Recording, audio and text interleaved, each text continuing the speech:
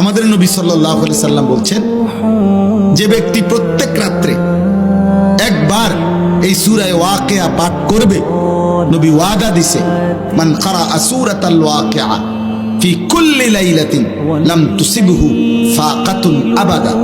নবীজি বলছে, সূরা ওয়াকিয়া যে প্রত্যেক দিন রাতে পড়বে, আল্লাহর নবী বলছে তাকে কখনোই দারিদ্রতা, অভাব স্পর্শ করবে না।